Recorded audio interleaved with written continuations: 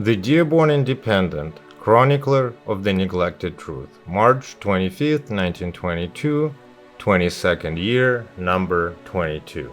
Mr. Ford's page. When people are stung in false investment schemes, there are three causes: greed of something for nothing, sheer inability to know their own mind, or infantile trustfulness.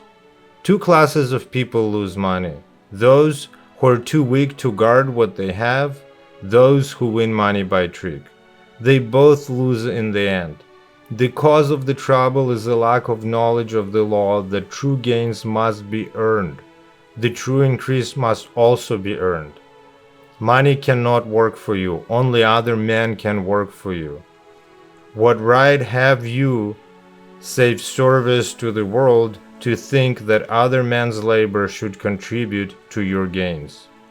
That is the moral question of investment that would prevent many a loss. Modern highwaymen operating as salesmen of fraudulent stocks appear to have had a rich harvest in this distressed country, and promoters of get-rich-quick schemes have had no occasion to complain of hard times. Scarcely a city of size has escaped, while many sequestered villages inhabited by retired farmers have been victimized. And the largest harvests of all have been reaped from the prosperous farming districts of the Middle West. The conventional reaction is to feel righteous indignation against the stock sharks. Certainly, they are a despicable tribe, wholly outside even that criminal class whose boldness and adventure sometimes compel admiration. The old highwayman took a risk. The real robber stakes his life and liberty. These thieves of old men's savings and widows' insurance money are not in that class at all. But as the old highwayman operated by force, his victims could be commiserated because they were forced to succumb to force. Victims of this modern highwayman, however, have not that consolation. They succumb of their own consent. They sign on the dotted line under the magnetic wizardry of the high-power salesmen who outwit their caution, carries by assault their logic defenses, and leaves them to get back to mentally normalcy with a dread foreboding that a mistake has been made. Old people and widows are expressly exempt from the remarks that follow. Their plight is too sad for criticism. But nothing is more mistaken than to let sympathy drive out our common sense in surveying this situation. The fact that it is national, that it has lately had an amazing sweep in this country, requires us to look it in the face and prevent our emotions from diverting our judgment. What has occurred? Simply stated, this has occurred. A large number of people wanted to make fortunes for doing nothing and were disappointed. What was behind that desire? This a widespread idea that it is possible to get something for nothing, that it is possible to skim the cream of other men's produce and live on the proceeds. In this country, there has been systematically cultivated an idea that money by trick is more plentiful than money by labor.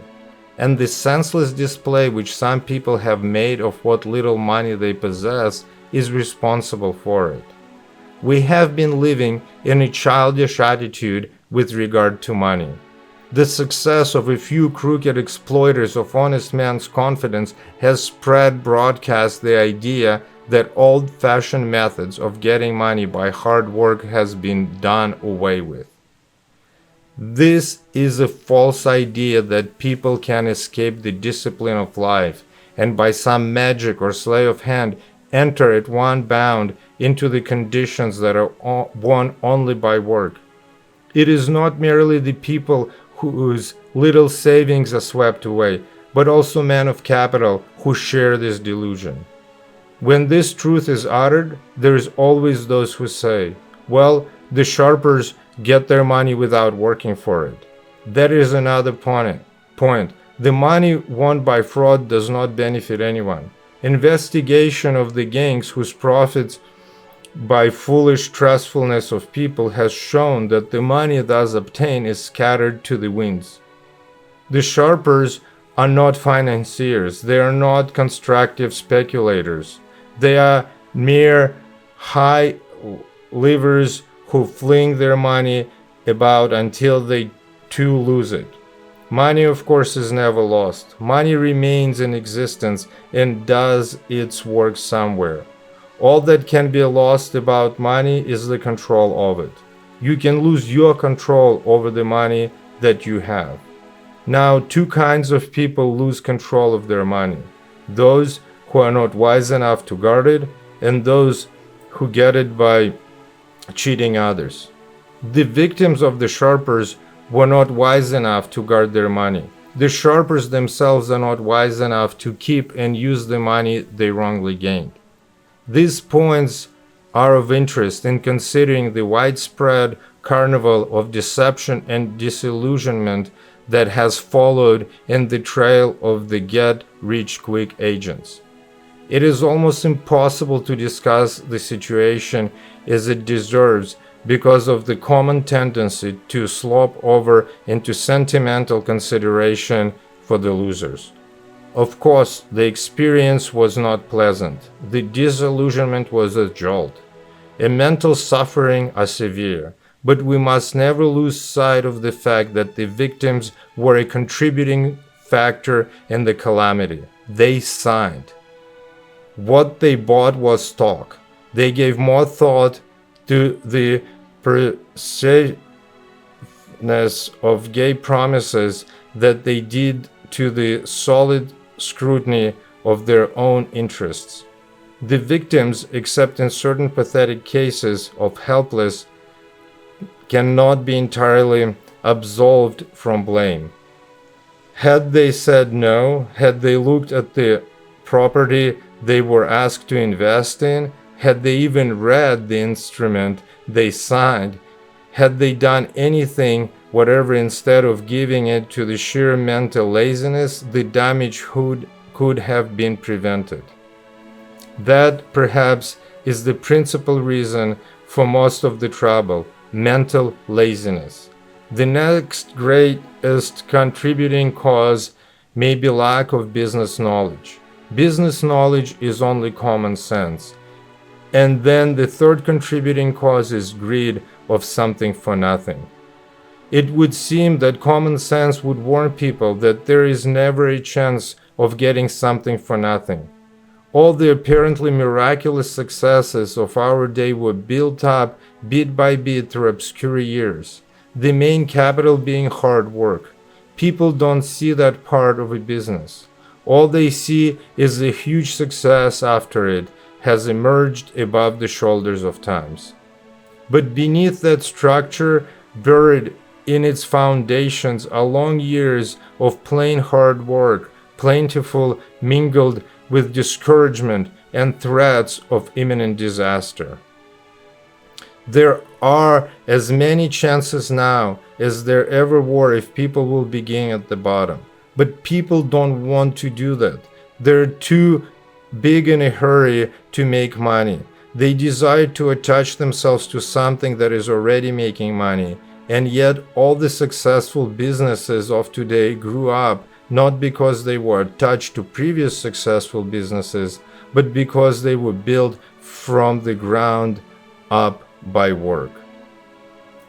The impulse to invest is right, and it is 1,000 criticisms upon our civilization that a man cannot invest where he works, so that he may not only have an additional income, but that his work may take on twofold interest, that of employee and that of a profit sharer.